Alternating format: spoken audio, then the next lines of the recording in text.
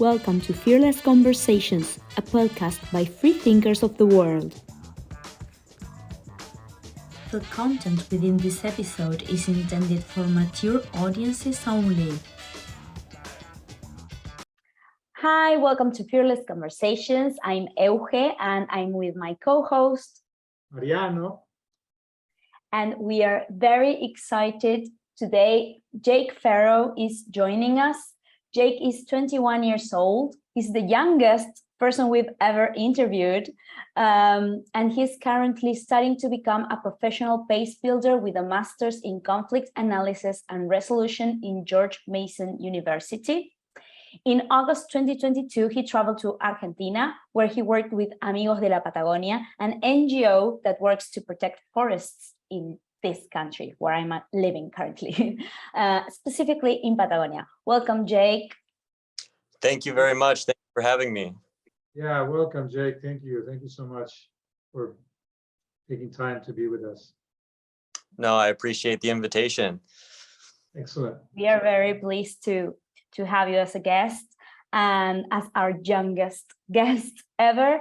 And we would love to know about this program you were in with Amigos de la Patagonia. You were here in Argentina in August, a little while ago. Have you ever been to this country before? Yes, I have. So the first time I ever visited Argentina, it was about 2 weeks prior to the Rio Summer Olympics in 2016. And my family and I, we took a trip. We went to Rio, from Rio to Iguazu Falls. And that was my first time ever visiting Argentina. And how was that experience for you? Did you imagine you were going to be coming back to work with the NGO? I honestly did not imagine it, but I knew it was something that I wanted to do for a very long time. Just a little bit of background about why I wanted to study abroad in the first place. It's kind of something that's always been a part of my life in a strange way. My father studied abroad in Germany during the Cold War, so in East and at some points in West Berlin as well. And then when I was maybe 10 years old, we had a exchange student from Germany live with us for a year. And so that really put into my head is this is an option. This is something you can do. You can go study in another place, meet new people, learn new languages. And so for as long as I can remember at a very young age, that's something I was really, really just like, when I go to college, I'm studying abroad. There's no question about it. That's what I'm going to do. And then fast forward a few years, I find the university that I want to go to, George Mason. It's close to my house where I live. And George Mason is one of the most well-renowned universities in the United States for study abroad opportunities. So I was like, I found my spot. This is perfect. Amazing. Yeah. In summer of 2019, so I had about 6 months of regular university before the pandemic, and then I lived at home for 2 years. And so with where I'm at right now in my academic kind of career of my undergraduate pathway, I graduate in a month and a half. And so at the beginning of this year, as COVID was starting to die down a little bit, and I was looking at all of my options, I was like, it's basically now or never. Like I want to go somewhere. And so I just have to make a decision. And when I was looking through all the summer programs, specifically just because of how my classes worked out, I wouldn't be able to take a full semester. Argentina really stood out to me just because of the programs that they offered, specifically along the lines of what I'm studying. So environmental conservation, as well as international conflict resolution. But on top of that, I had been essentially studying Spanish for over a decade. I started practicing Spanish in elementary school when I was very young, and essentially maintained that through grade school, all the way middle school, high school, and then even into some university level Spanish classes. But I was very not confident in my ability to communicate with people in Spanish. And from the exchange student experiences and other travel experiences I had, in my head, I kind of knew, okay, if you really want to take the language seriously, the best way to do that is to just throw yourself into the fire and learn because you have to, like just forced exposure, work, school, walking around day to day. By the time I left Argentina, I was dreaming in Spanish, and I'm still not fully confident in my ability to speak to people. I understand a lot more than I can speak back, but it definitely, that was the ultimate goal for me, was just to learn better Spanish. And with Argentina specifically, the amount of things that there are to do there that have a lot of interest to me. So the food, and as well as just some of the natural beauty of the country, was an extreme attractant. Very nice. Yeah. So did they teach you that Argentinian Spanish was the best Spanish to learn?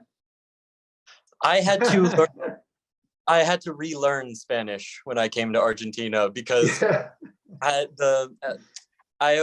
as I say now, the community I live in Northern Virginia, there's lots of Latino immigrants. Many people just in my community come from El Salvador, Mexico, and lots of Central America. And that's in school as well. Growing up, all of my Spanish teachers, they learned Spanish from Spain or Mexico. So with the way I pronounce words and the way I thought certain sounds were, I had always done it a very specific way. But then I come to Argentina and it feels like they're speaking. Yeah. It's like I said, but then they'll write it down. I know every single word in that sentence. It's just the way that your accent just doesn't. Yeah, it's more Now, like Italian. Yeah.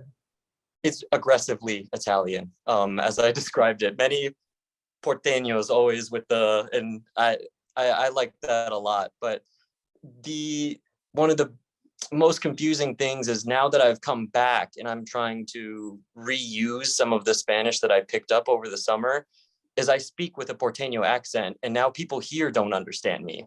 I think that's really funny. Like, yeah, one thing that I learned, because I've experienced the same thing, and I lived in Central America and Mexico and stuff, is that I slow it down, my Spanish, as Argentinian Spanish, I slow it down, articulate more, and then I think about some of the idioms or jokes, Argentinian, some of the words are different and stuff. So, and then you pay attention kind of to what their expressions are and things like that. So that helped me communicate with all these different Latins.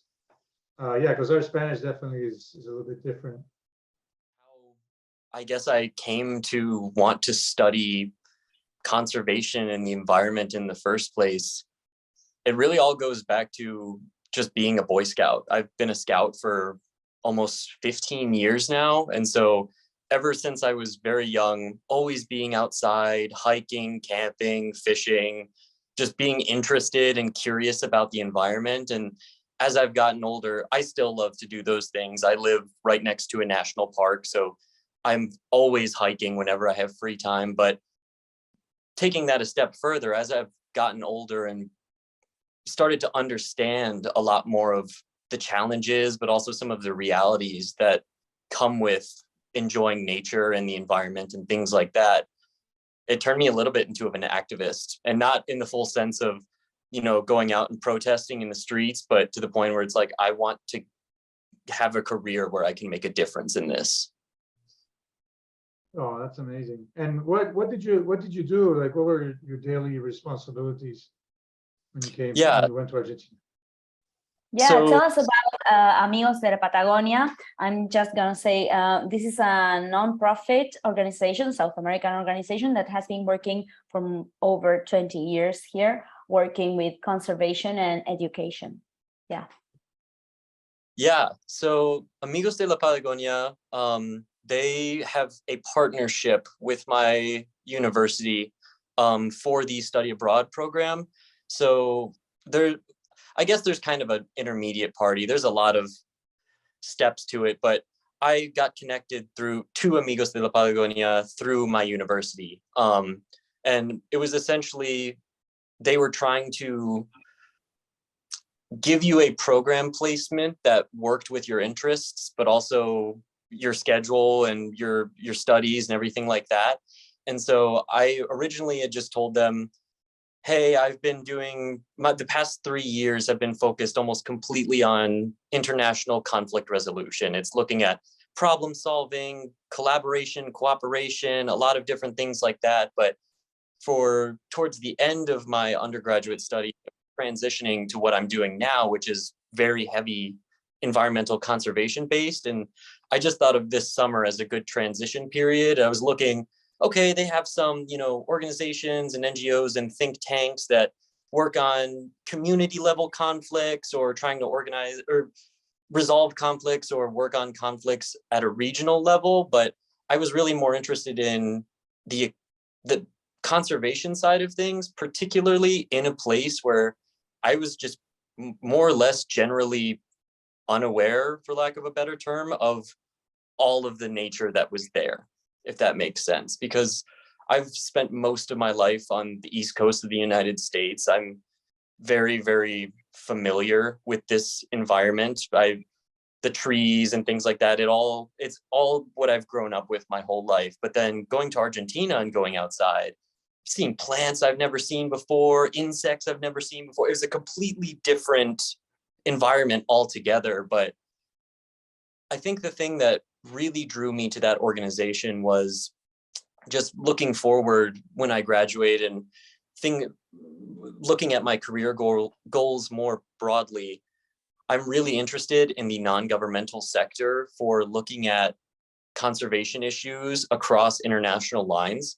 And so for me, even though that Amigos de la Patagonia pretty much only operates within Argentina, to understand how a environmental NGO operates from the inside and how they work some of those institutional relation pieces was something I was really interested in seeing firsthand, but also learning about, so I could take those same skills and translate them to an international level some point down the road.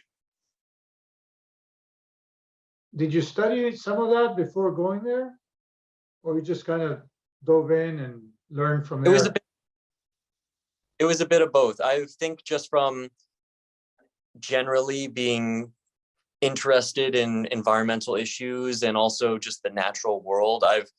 I've seen Patagonia probably 1 million times in nature documentaries and National Geographic magazines and things like that. But even then, going to Iguazu Falls, that in a strange way, as that was my first time ever going to South America, and it kind of fit with what I expected South America to be, because as an American who had never been there before, when I think of South America, like the two biggest things that come into my mind are Machu Picchu, like mountains, and then the Amazon rainforest and jungle. And so going and seeing a jungle in Argentina, I was like, oh yeah, this makes sense. This is kind of what I expected. But then I looked at a map one day and I was like, Argentina is the closest country on the planet to Antarctica. Like, it's further south than South Africa, further south than Australia.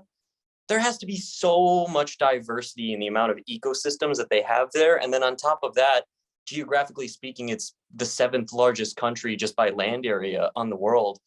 There just has to be cool things there. And that was, I hadn't done much specific.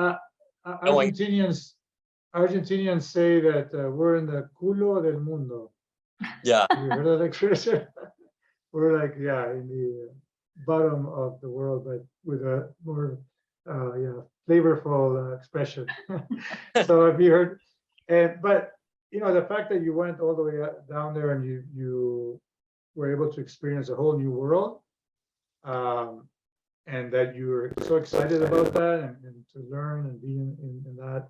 And then you were mostly with people your age? No, so just like right now, I was actually also the youngest person in the office most of the time, which was another interesting experience for me. But so I'm sorry, I kind of got sidetracked. I'll go back to the original question, but essentially for the 2-month duration that I was working for the organization, the majority of my, I guess half of my time was just spent kind of shadowing and learning. So I was sitting in on meetings and talking to different people at the organization about what they do. But then the second half of that was more deliverable based. So one of the things I did was I essentially translated their entire program materials from Spanish into English so that they can market better to North American and European companies. And then aside from that, I did a lot of research just general trying to find programs and different organizations to partner with. And then as I've transitioned to working with them virtually, the biggest project I guess I'm trying to work on right now before I kind of finish up my contract with them is we have a grant proposal that we're going to submit to the cosmetics company Lush, essentially asking them, because they do a corporate social responsibility kind of thing where they donate X amount of their profits every year to environmental organizations. And so I've been working on that proposal to essentially ask them to fund Amigos de la Patagonia. Down there, the program you participated in was reforesting. Was that the program you were in? Yes, but it was strange because of the time of year that I came. From May to August, it's wintertime in Argentina, and so they don't really go to the far southern provinces to do the tree plantings when it's very cold. They normally do that, I believe, in like April and November, maybe February. They told me some months, but I don't really remember the specifics. But essentially, when I was there, I was not able to actually go to the places that they are working at in Patagonia, even though that's something I'm going to try to do as a volunteer in the future. But I was essentially just an office intern, just working and shadowing, learning, things like that. But the main program that the organization is working on right now is called Hacemos Bosque.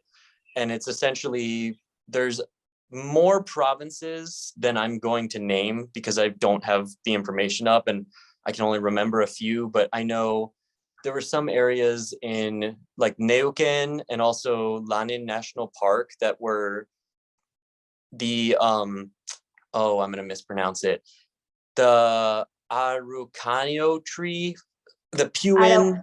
Araucaria? Yeah. It's one of the most famous trees from Patagonia. I think it might be the national tree of Chile. I don't remember, but there's a very specific tree that's endangered that grows in this part of Patagonia. And it was large swaths of the forest were wiped out by wildfires, I believe in 2015.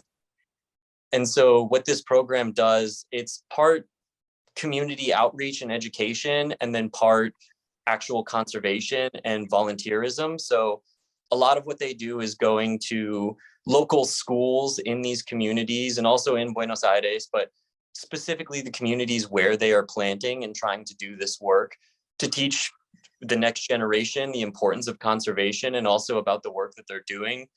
They also have lots of partnerships with the different regional and provincial governments and also just the national government, as well as the national parks and some different private organizations. So, for example, I know all of the trees that they grow, they buy from nurseries that are grown locally in the regions where they want to plant them. And then on top of that, that other piece of that corporate social responsibility. So in the past for plantings they've done, I know like the auto company Ford donated some trucks that they could use to transport things, as well as sent down some of their, or I'm not sure if they were from North America actually, but it might have been South American Ford employees that essentially went to volunteer and plant some trees for the organization along with a financial commitment. And so those are kind of the three main things that the organization does. But, and again, I'm not going to say a number because I'd just be making it up. I don't have the information in front of me, but I know that since the program has started, they've planted tens of thousands of trees. Yeah. That's Do you know amazing. how many volunteers do they have on an annual basis, or is it all Argentinians, or are there people from other places, other countries? So there was, I think, a pretty good mix. And I know that some of them are probably going to listen to this and just be like, what are you saying? But I feel like most of the people there were paid staffers, like they actually worked for the organization. And there were some other interns that I'm aware of while I was there, but it wasn't very many. I think there was another intern that came from the United States, but she was working virtually, and she came kind of at the end of my time with the organization. So you were an intern and you were not getting paid. Yes, I Okay, actually so I had to you pay could, to go to Argentina to do the internship. yeah, yeah. I mean, that's also that, you don't see many people either your age or any age doing something like that, taking it, you're so passionate about it, so serious about it that you're willing not to get paid for 3 months and even use some of your own funds to finance the trip. So that also shows, I mean, imagine, I know your generation, this is another question, like your generation is more concerned than when I was your age. When I was your age, climate change just, it wasn't even on the radar. It wasn't an issue. I was just more interested in knowing what nightclub I was going to go to dance on a weekend. But now your generation, I mean, I'm so impressed because same thing with my kids. My son went to Mozambique in Africa to help teach English to the kids, and I'm going, wow. And I actually tell my son, and maybe I can see you have similar things with my son, is to, sometimes he takes things too seriously. I go, well, you're young, enjoy life, don't have so much anxiety about the future. So it's that balance, like the balance of doing something, taking action. What you just did is an amazing experience. But I also tell them, like, don't be so serious. Like, enjoy, relax sometimes. So anyway, I don't know if that's your situation. Is that what your parents tell you, or what kind of conversation you have with your dad? Even though your dad made you open your mind to this thinking worldwide, thinking the global, right, on a global scale.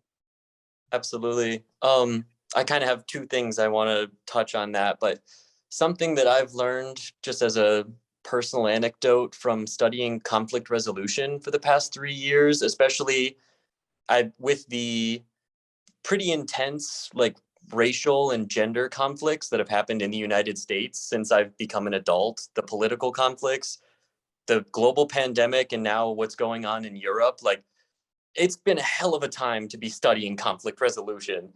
And the one thing that I can take away from it more than anything is there's those two kind of sayings, and at least in English, that ignorance is bliss, but also knowledge is power. I think where I am right now is the happy medium of those two things is that that's all can be true, but sometimes reality is just a little bit depressing. And that is something I've definitely, it's not necessarily more so, I'm trying to think of how to word this. It's very difficult to maintain hope when everything seems hopeless, but at the same time, without hope, there's no point. So you have to, like, that's the whole point of the work is it seems horrible. Like you look at all these problems and it seems like they can never be fixed. But if you have hope that you could fix something and then you put just a lot of effort into that thing, you might not be able to fix it forever. But if it's a little bit better tomorrow than it was today, then we're moving in the right direction. I'll vote for you for president.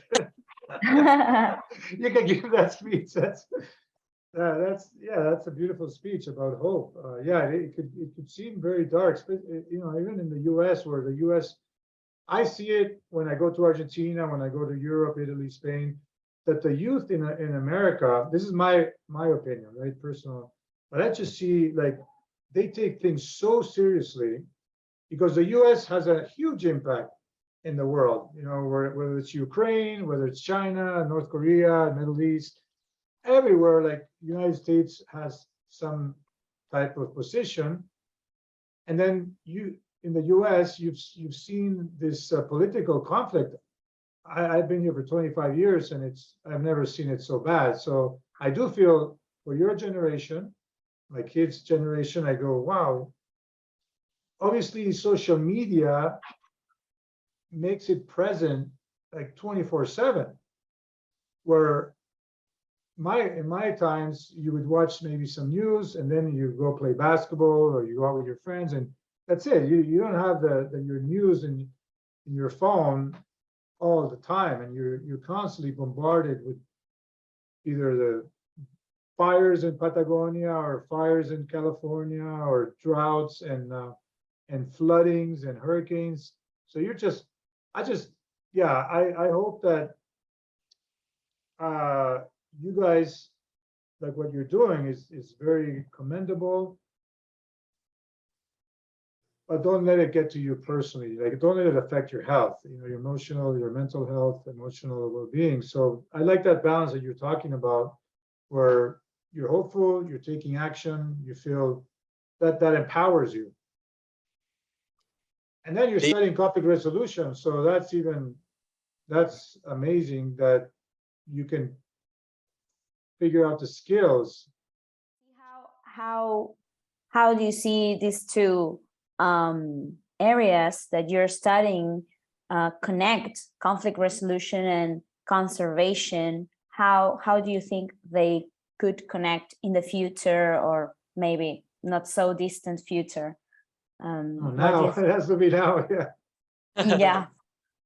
No, absolutely. So this is what I've been researching for the past 3 years in various different contexts. I originally just started with international conflict resolution. There's a lot of reasons why I started with that, but as I got further into the studies of conflict resolution, one thing that became very evident and profound to me is that no one individual or no one specialized profession can really properly tackle any of the problems that affect the humanity at a global scale today. It kind of needs to be all hands on deck.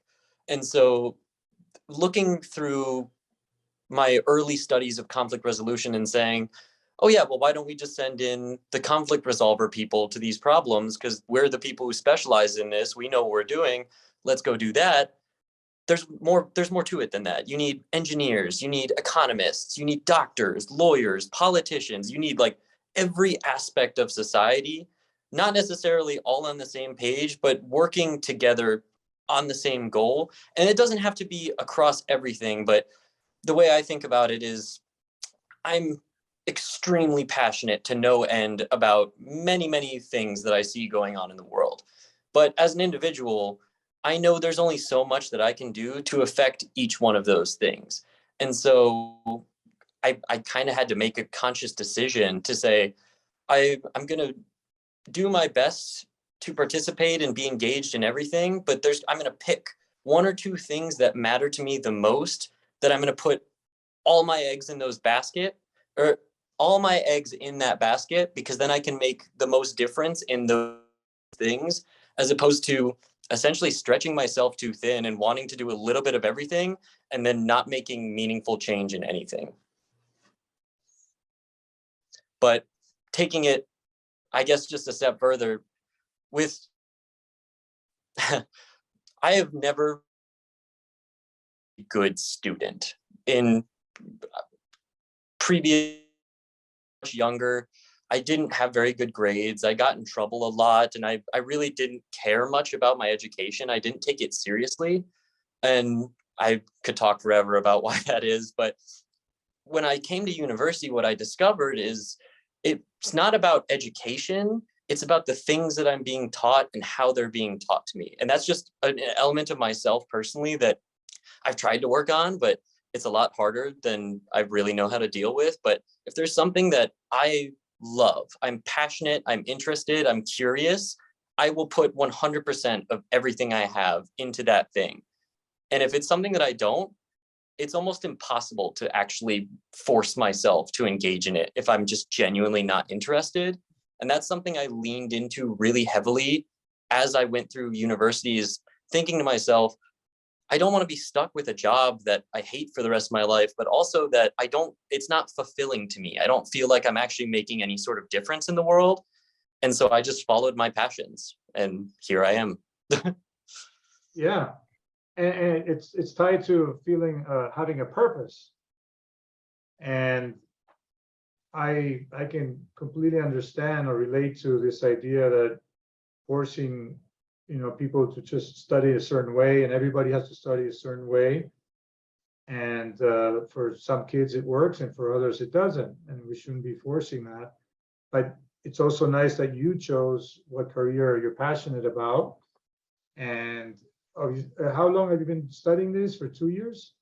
So I graduate this December, so it will be about 3.5 years for my undergraduate. Yeah. And by the way you're expressing yourself and articulating, and it's very clear. It sounds like you really are prepared for it. And I was going to ask a little bit more about that in terms of what would are key points in terms of conflict resolution, because I have my own business, and it's a language school, and we have students from all over the world coming into one classroom and learning English.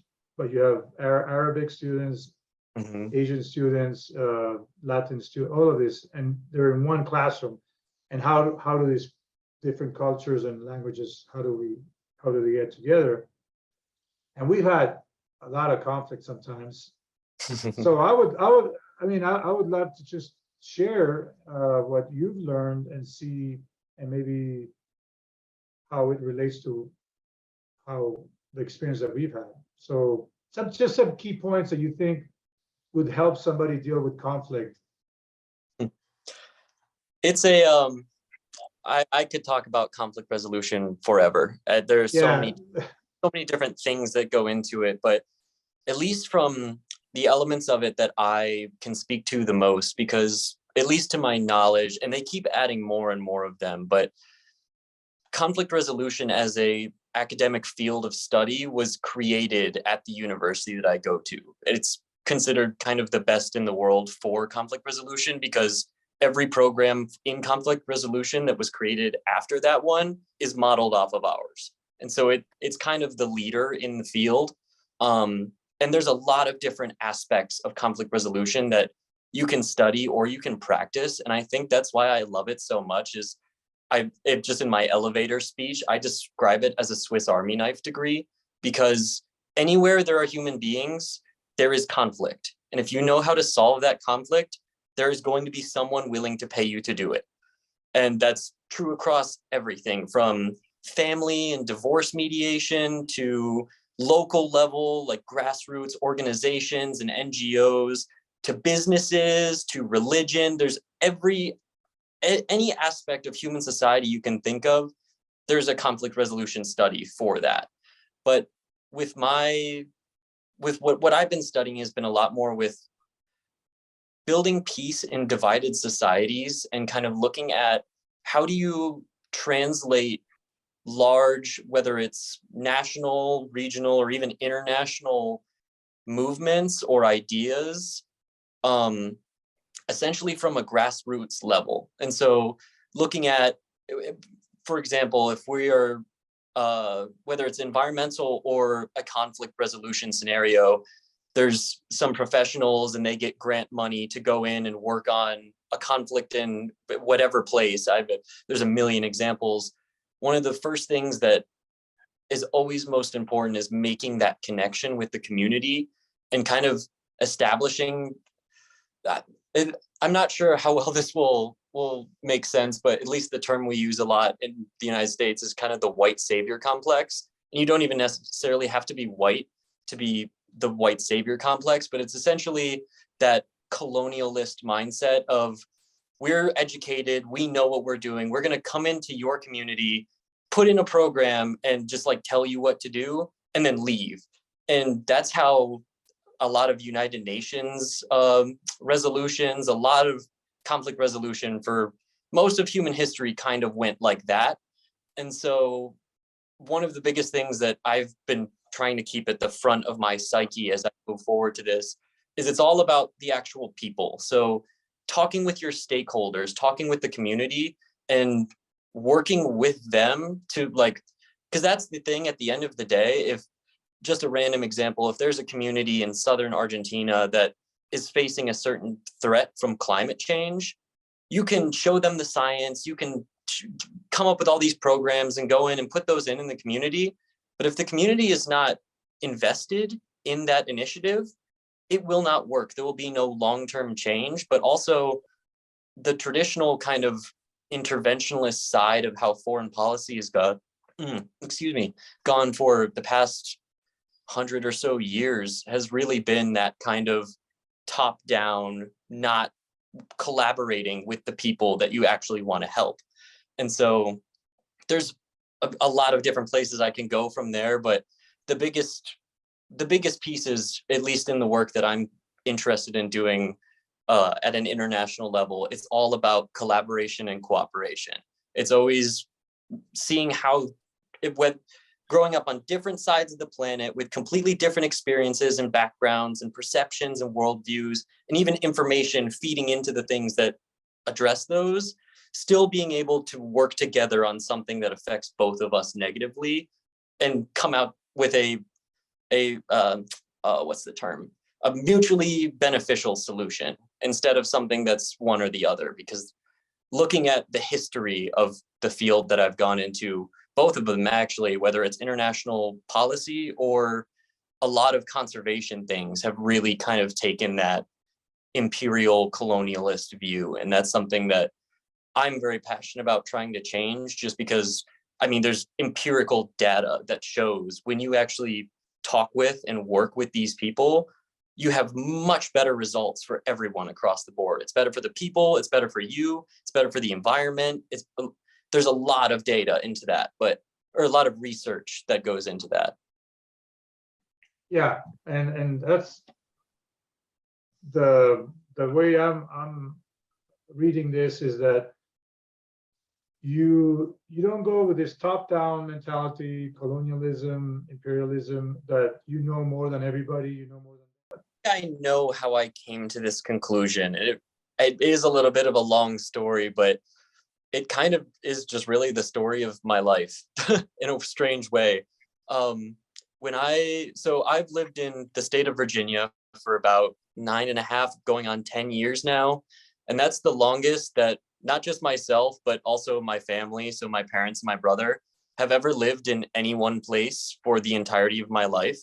So when I was born in, Cincinnati, Ohio, and then moved to Michigan after that, because it's where Kellogg's, the cereal company, their world headquarters is there.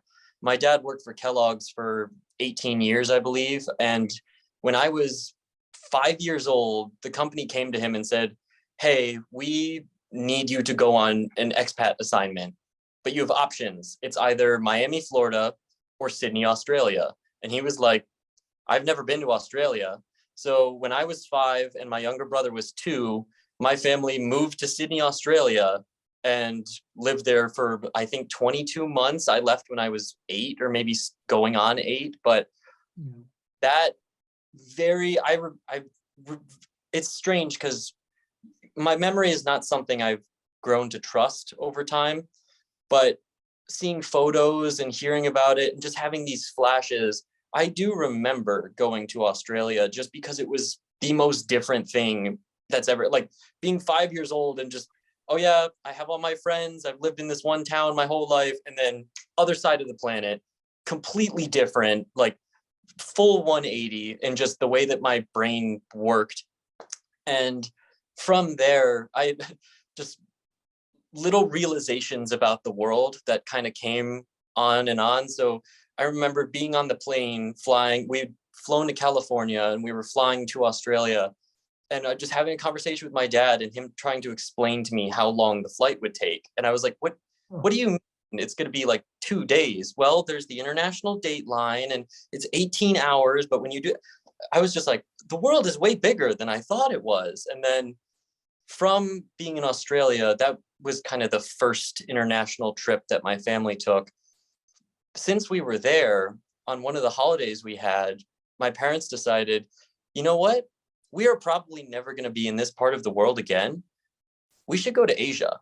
And so when I was 6 years old, we flew to Singapore and took just a short cruise, Singapore, Thailand, and Malaysia. And that really put the monkey wrench into my little brain. I remember it was in Kuala Lumpur, and I don't remember what we had done exactly, but we had a very long day, like multiple buses, a boat, planes, trains, like just traveling all day. And we were walking in this parking lot, and I only remember this so vividly because of how much we tease him for it. But my younger brother, he was maybe 2.5 or 3 at the time, and he has no idea what's going on. You know, he's just a baby, and he's been on a plane, all this travel, and he arrives in a place where he doesn't understand the language, and nobody looks like him, and he's never experienced it. So to this day, it's one of my favorite like family inside jokes of all time. Is he just pulls on my dad's shirt and just looks up at me and says, "Dad, are we still on Earth?" And one of those things like that stuck with me throughout my whole life, is always that's true. bigger and That's very sweet. But from there, coming back to the United States, I'm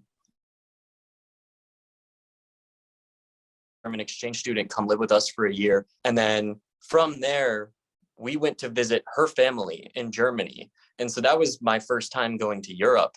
And it honestly became a little bit of an addictive obsession for my family. And I just have to say, like, I'm extremely, extremely grateful and fortunate to be able to do the things that I've done in my life, because I had been to 40 different countries by the time I turned 22. Like, that's more than most adults can say. And that I deserve it. But it's been one of those things where that's been my education in a lot of ways. I say that all the time, is I learned more from my first 2 weeks in Argentina than I did from the entire 2 decades I've been in school. Like, I just about myself, about the world, about other people. Traveling, I truly believe it is the greatest educational tool. And I've had a lot of that kind of education. And so when I look at conflict resolution, the way I've grown up in the world, moving around to different communities, like my best friend in the entire my entire life is my younger brother, because we never had time to make close friends anywhere else. And even when we did, then we would just move. And when I was 10, there was no iPhones or staying in touch. Like, people I grew up with are just gone from my life forever. And so I was going to ask you about that. Like, what kind of friends do you like to socialize with? Because if you're in a small town and you're talking about Argentina and Germany and stuff, and they're saying, what are you talking about? We're just going to go hunting here at the back of our house. Like, a lot of these small towns, some people never even left the town. They haven't been to New York. That could be like a foreign planet. The vast majority of people in the United States do not own a passport. I don't know the percentage, but it's less than 30%. It's a scarily low number compared to citizens from every other nation for the rest of the world, basically. So you were very fortunate to have that experience very young, and then you're continuing that, and you're even taking it to another level. It's a strange thing, because especially in just the way that I make friends, it's I love being the stranger in the room. That's where I'm most comfortable, is when nobody knows who I am, because then I get to meet everybody. Like, I love meeting new people in that way. But I think that's also why I love the work that I'm doing, and it even came to chose the work that I'm doing now with conflict resolution, is that it's really not difficult for me to find connections and to relate with people from anywhere. I have friends on every continent that's not Antarctica. Like, and that's something I love about. Do you have friends from both political parties and stuff? You're able to work with that, or that's something. This is, as I was even pre-university, just in 2016, when Donald Trump got elected to office, I was 16 years old. Like, I was born in the year 2000, so my age is really easy math wise. Very easy. So I was in high school and very, very angry and frustrated with about everything that was going on around me. But what frustrated me more was how most people were dealing with it, because instead of actually trying to find common solutions, trying to fix actual problems instead of just arguing, people were taking each other and making them the enemy when they're not. And this is I'm not sure where I got this from. I feel like I should give this some sort of a citation because I don't want to steal it if it's not mine. But there's something that I've repeated this multiple times, so I'm just going to say it. But it's essentially an old proverb that if America is an eagle, it needs both wings to fly. The bird cannot fly without the left and the right wing. It's part of the same bird. And to me, that just means is like, we don't have to agree on everything, but at the end of the day, we're all on the same team. We can't talk about it like we're not on the same team. But I even take that a step further is I think about people in other countries that way. It's like, guys, what the hell are we doing? Like, stop. We're all on the same team. But yeah, the human team, the humanity team. I'm team human. But in the United States, as I saw this happening around me, I made a very conscious effort to fight against it, that polarization, because it creates more problems than the problems that we already have. Like, it's just pouring fuel on the fire. And so across multiple generations, people that are way older than me and way younger than me, and across every group I can find, I do not bring politics into whether or not I will engage with a person, because I have so many people that are like my generation. This is something that pisses me off to no end, is like in the dating scene and stuff like that. If you support the opposite party, they don't even want to talk to you. Outside of like, okay, if you're talking about getting married, maybe if you should have some aligning views, I get that, but you can't, as a society, we can't just decide to not talk to each other because we don't agree. That is so unhealthy. But yeah, so dangerous. Through doing this is I'm actually like violently apolitical, or not apolitical, but more so independent, at least in terms of the American spectrum of things, because from just talking to people, I've found things on both sides of the aisle that I strongly agree with, and things on both sides that I strongly disagree with. And I just don't want to pick a team. I just want to like actually solve the problems, because what's been happening is not working.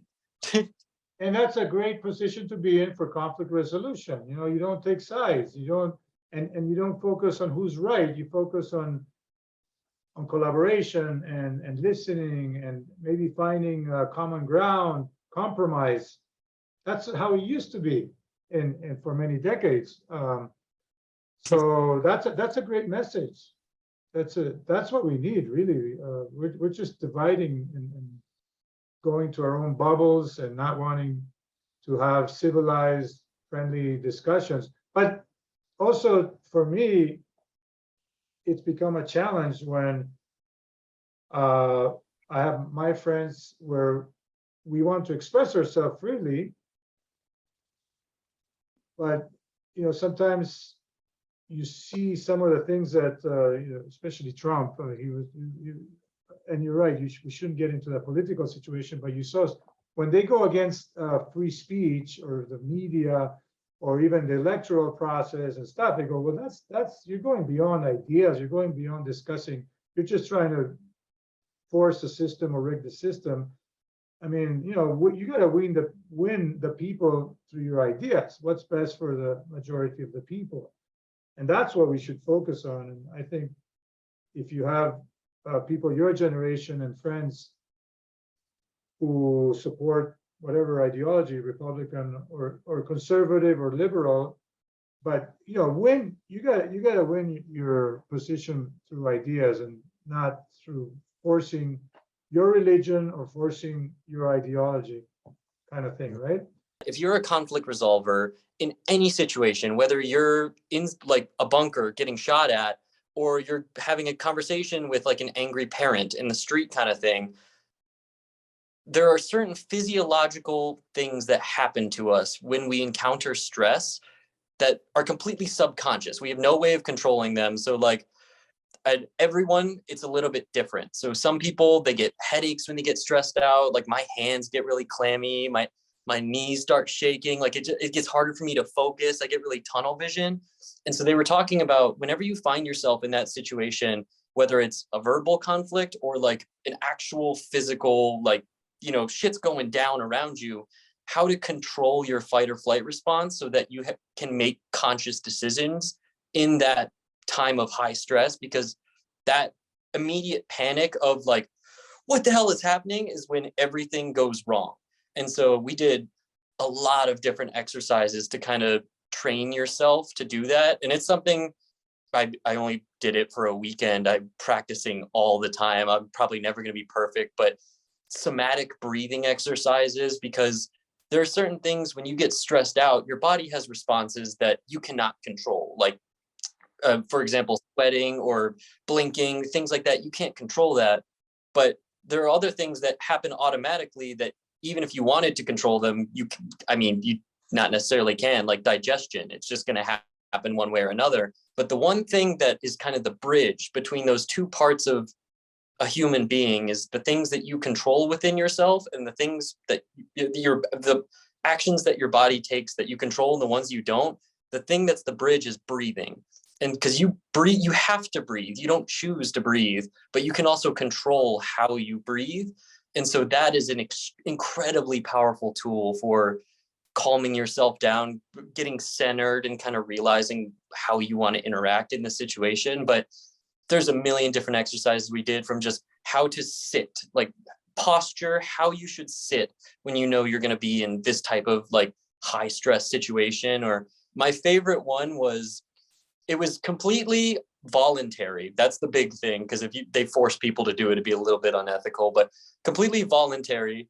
But essentially, you were paired up with one other individual, and it was supposed to be a little bit of an exercise of vulnerability, but you had to like write down on a piece of paper something that makes you absolutely viscerally angry, like something you just get livid when you think about it, when you hear it, whatever it is. Wow. And hand it in, and in like, it's an exercise, so they didn't mean it, but in all genuine serious for the exercise, that person had to take that thing and just nail you with it. Like, just be as verbally aggressive with that thing that makes you angry as possible. Yes. And we did it before and after. Is the first time you don't respond, but just think about how it makes you feel and what's going on, how you're responding when this person is saying those things to you.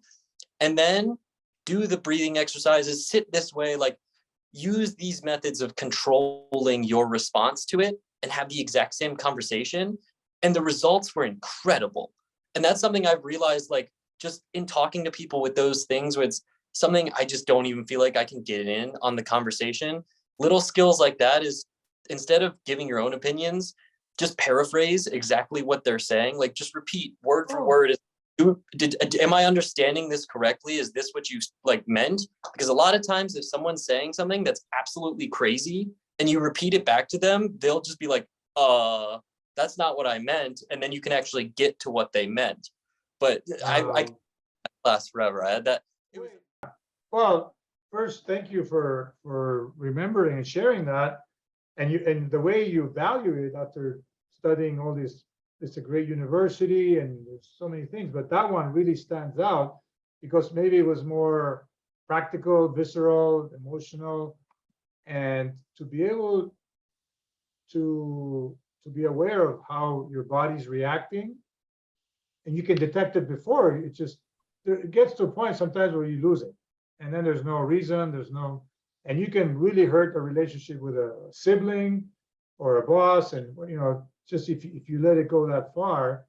But what Euge was saying also, you can't just cover it and suppress it. It's going to blow up some way or another, right? It's just I am really so encouraged by the stuff that you're learning and the way that you're thinking, and this thing about opening to other cultures and other points of view, trying not to take sides without learning or at least listening to the other side.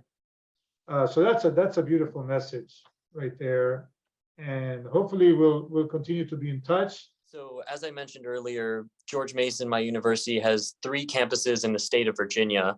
One of the campuses, the one I'm at right now, is actually not owned by the university. It's owned by the federal government or the Smithsonian Institution. And the place where I'm staying right now is one of the only facilities on the entire continent of North America that's funded and licensed by the US government to do research and breeding programs for endangered species.